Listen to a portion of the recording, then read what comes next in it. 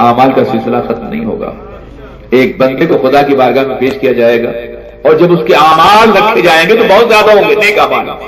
وہ حیرت سے کہے گا مولا میں نے یہ کام تو نہیں کیا. تو اللہ فرمائے گا یہ تمہارا بیٹا تھا جو تمہارے نام سے کرتا رہا ہے. ایک بیٹا زندگی میں اپنے باپ کی خدمت کر سکتا ہے اگر وفادار ہے تو، لیکن مرنے کے بعد کوئی بیٹا اپنے باپ کی خدمت نہیں کر سکتا. مگر اسلام ایک ایسا عظیم نظام ہے، ایسا قانون ہے کہ مرنے کے بعد بھی ابوت اور بنت کا رشتہ ٹوٹتا نہیں ہے. اگر بچہ مسلمان ہے، نمازی اور پرہیزگار ہے تو مرنے کے بعد زندگی سے زیادہ خدمت کر سکتا ہے. ہر روز اس کے جنت کی دعا کر سکتا ہے، ہر روز مغفرت کی دعا کر سکتا ہے. سرور کائنات محمد رسول اللہ صلی اللہ علیہ وسلم نے اپنی دعاؤں میں والدین کو اس طرح شامل کیا ہے کہ ہر مومن کی دعا بن گئی ہے. اللہ اکبر. قرآن عظیم کی روشنی میں، احادیث مبارک کی روشنی میں مومن اپنی نمازوں میں بھی اپنے باپ کے لیے دعا کرتا ہے، اپنی ماں کے لیے دعا کرتا ہے. عزیزان الاسلامیہ، دن میں 5 مرتبہ اپنے باپ کو یاد کرتا ہے، 5 مرتبہ اپنی ماں کو یاد کرتا ہے. ہر نماز کے ختم ہونے سے پہلے ماں باپ کے لیے دعا کرتا ہے. رب اجعلنی مقیم الصلاۃ ومن ذریتی ربنا وتقبل دعا ربنا اغفر لی ولوالدی وللمؤمنین یوم یقوم الحساب. اے اللہ مجھے بخش دے، میرے والدین کو بخش دے. یہ ہر نماز میں دعا کرتا ہے نہیں کرتا ہے؟ یعنی 2 دعائیں کرتا ہے.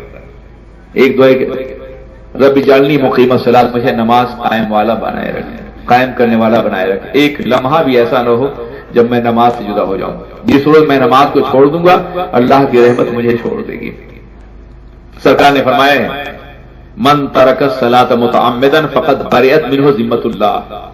جو شخص نماز کو قصدن چھوڑتا ہے اللہ کی رحمت اسے چھوڑ دیتی ہے اور اسے دنیا کے حوالے کر دیتی ہے. جس طرح چاہے اسے ستایا جائے، تباہ کیا جائے اور برباد کیا جائے.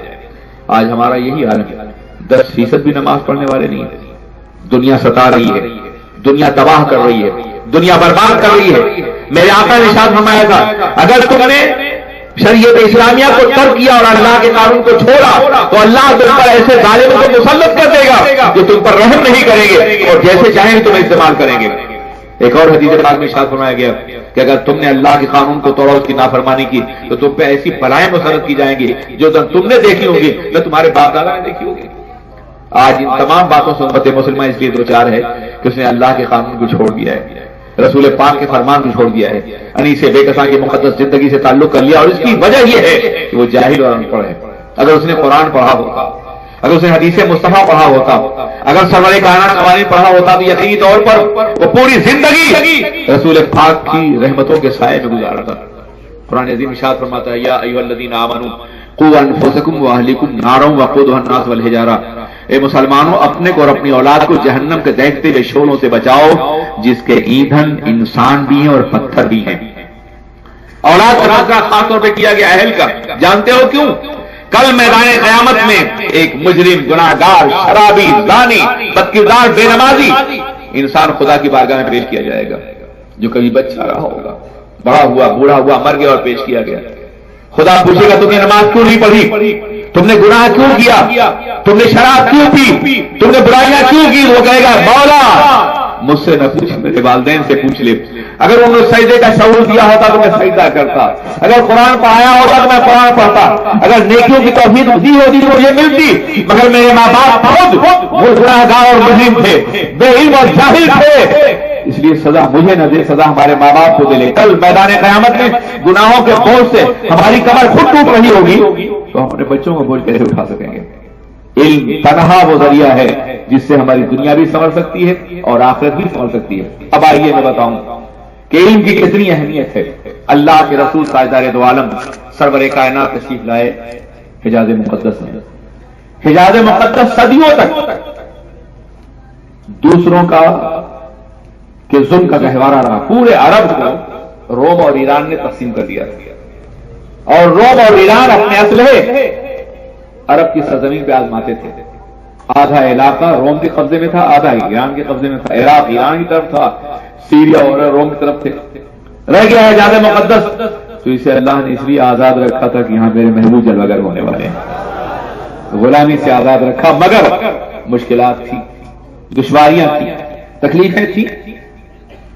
یہ پورا علاقہ اگر اللہ کے رسول کوئی دنیاوی لیڈر ہوتے تو کہتے کہ آؤ ہم مل کر کے پورے حجاز اور پورے عرب کے لوگ، پورے پین و ضلع کے لوگ مل کر کے یہاں سے بیرونی قوتوں کو نکال دیں، روم کو نکال دیں، ایران کو نکال دیں، مگر سرکار نے اس کی کوئی دعوت نہیں دی۔ سرکار پیغمبر تھے، پیغمبر دنیاوی لیڈر نہیں ہوتا، بلکہ اللہ کے رسول نے عرب قومیت کی طرف نہیں، جزیرۃ العرب کی طرف نہیں، عربیت کی طرف نہیں، بلکہ دنیا کو قرآن کی طرف بلایا، قرآن کی طرف بلایا، کتاب کی طرف بلایا، دعوت دی تو کتاب کی طرف دعوت دی۔ پتا چلا کہ ہماری شریف میں روزہ ہوئے سے کتاب ثابت ہے، ہم کتاب پر عامل ہوں گے تو مسلمان کہلائیں گے، اور کتاب پہ عامل نہیں ہوں گے تو مسلمان نہیں کہلائیں گے۔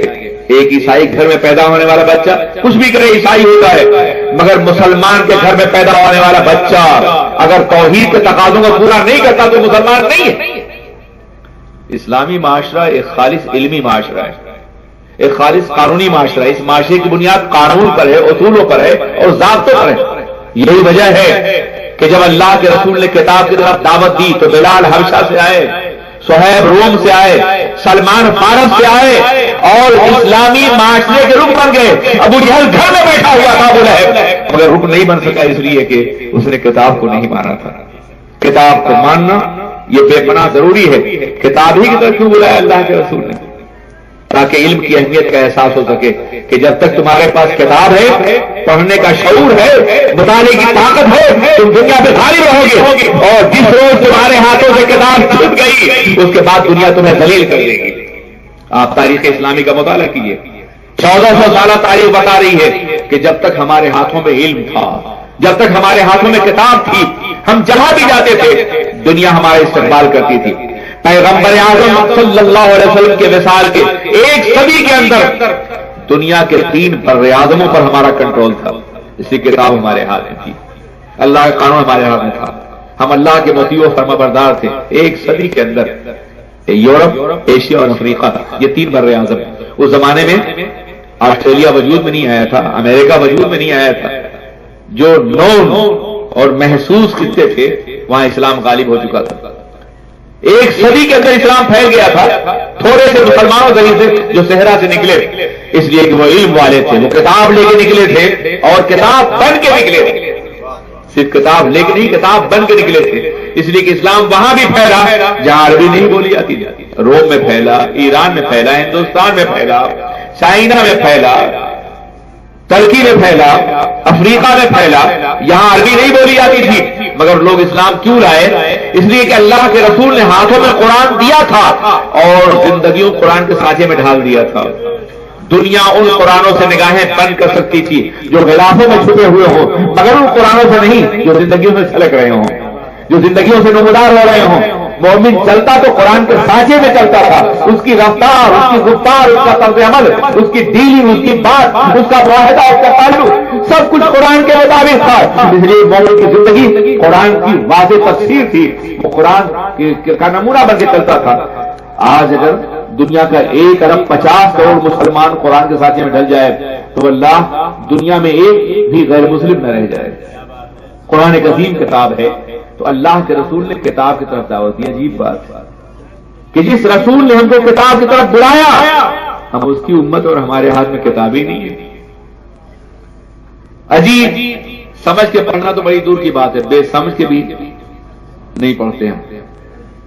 آپ ذرا جائزہ لیجیے اپنی آبادیوں کا، کتنے بچے قرآن پڑھتے ہیں، کتنے بچے قرآن کو جانتے ہیں؟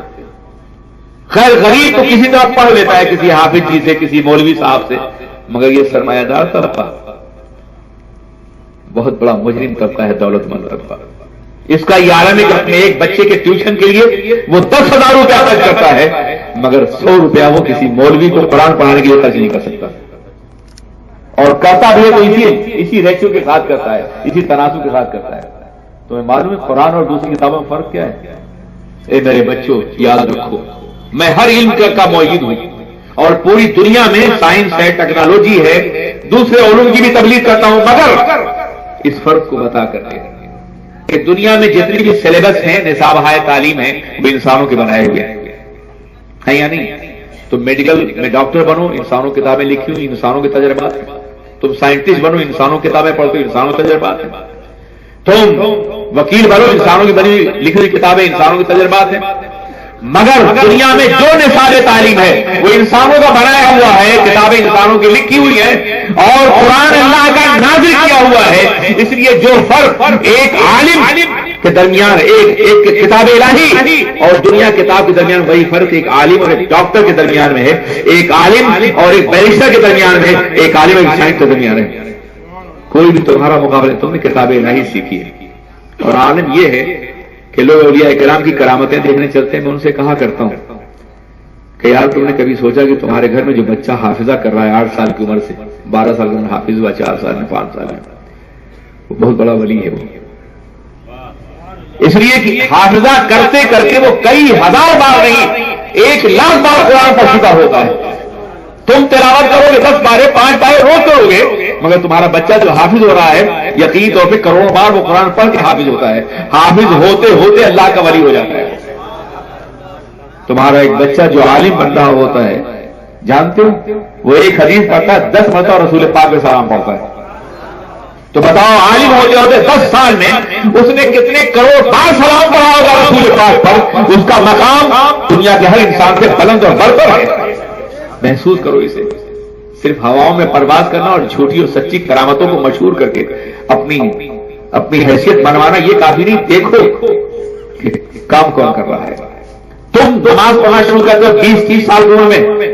ایک مدرسے کا بچہ بالغ ہونے سے پہلے نماز شروع کر دیتا ہے اور پھر کبھی قضا نہیں ہوتی. آپ اندازہ کرو، صرف ایک کام اگر ہمارے بچے کر لیں، حلال کھائیں، گناہوں سے بچیں، تو ہر بچہ، ہر حافظ ولی ہے اور ہر عالم ولی ہے. اس لیے کہ قرآن پاک نے ولایت کا معیار آسمانوں پر ڈھونڈنا قرار نہیں دیا ہے. قرآن نے تو صرف یہ کہا ہے کہ الا ان اولیاء اللہ لا خوف علیہم ولا هم يحزنون الذین آمنوا وكانوا يتقون. جو ایمان لائے اور تقوی والے ہو گئے وہ اللہ کے ولی ہیں. یہ 2 معیار ہے اور یہ معیار ہمارے مدرسے کے بچوں میں بکمال پایا جاتا ہے. یہ بڑے عظیم ہیں یہ بچے. اسی لیے ان کا احترام کیا جائے، ان کو عزت دی جائے. معاشرے کا غریب ترین فرد سمجھ کر کے ان کو بری نگاہوں سے مت دیکھا جائے. تمہاری نگاہیں تمہارے چہروں میں مار دی جائیں گی. تمہیں معلوم نہیں کہ کون لوگ ہیں. ان کے بارے میں سرکار نے فرمایا کہ جب بچہ قرآن لے کے پڑھنے چلتا ہے تو فرشتے اس کے قدموں کے نیچے پر بچھاتے ہیں. دریا کی مچھلیاں اس کے لیے دعا کرتی ہیں اور پرندے اس کے لیے مغفرت طلب کرتے ہیں. اور اگر وہ علم کے راستے میں جان دے دے تو اسے شہید کہا جاتا ہے. من ماتا فی سبیل اللہ فقد ماتا شہیدا. یہ مقام ہے ان بچوں کا جو دین کا علم حاصل کرتے ہیں. مجھے اچھی طرح سے یاد ہے پاکستان میں ایک بہت بڑی کانفرنس میں مجھے مدعو کیا گیا. علماء یہ نہیں کرتے، علماء یہ نہیں کرتے، علماء یہ نہیں کرتے. صاحب سنتے سنتے کان پک گئے میرے. اور پھر مجھے اپنے غصے کو کے اظہار کا موقع ملا. سبھی سرمایہ دار تھے، میڈیا کے لوگ تھے، دولت مند لوگ تھے، کاروباری لوگ تھے. پوری سلیکٹڈ گیدرنگ تھی. 5 اسٹار ہوٹل پروگرام ہو رہا تھا. میں نے کہا سب سے پہلے یہ جواب دو کہ اتنے لوگ ہیں، تم میں کسی کا بچہ عالم حافظ بن رہا ہے؟ سناٹا تھا. میں نے کہا علماء پہ اعتراض کرنے سے پہلے ذرا مجھے بتاؤ تم دین کی ضرورت کیوں نہیں محسوس کرتے؟ کیا یہ صرف غریب بچوں کی ذمہ داری ہے کہ وہ عالم بنے اور حافظ بنے؟ کیا تمہاری ذمہ داری نہیں؟ تم اپنے بچوں میں کروڑوں روپے خرچ کرتے ہو، اپنے بچوں کو عالم کیوں نہیں بنا سکتے ہو؟ تم میں نہیں. اور پھر تم علماء کی شکایت کرو. یہ علماء ہیں جنہوں نے بر صغیر ہندوستان میں 300 سال سے دین کو بچائے رکھا. مغلوں کے زوال کے بعد سے ہمارے مدرسوں کو کہیں سے کچھ نہیں مل رہا ہے. یہ بیچارے صدقہ زکات اور خیرات مانگ کر کے دین پھیلا رہے ہیں، مسجدیں آباد کر رہے ہیں. تمہاری پریشانیوں میں سجدے ہیں، یہ علماء کا صدقہ ہے. تمہارے دلوں میں جو ایمان ہے یہ مدرسے کا صدقہ ہے. جہاں مدرسہ نہیں ہے وہاں دین ختم ہو گیا.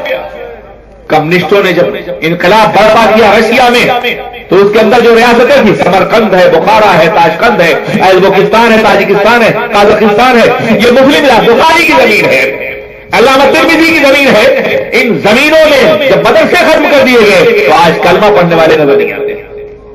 یہ مدرسے ہیں جنہوں نے تمہارے ایمان کو زندہ رکھا ہے، اسلامی سرحدوں کی حفاظت کی ہے. اس لیے اگر بچہ بھی جا رہا ہو تو اس کو محبت کی نگاہ سے دیکھو، اس کو احترام کرو.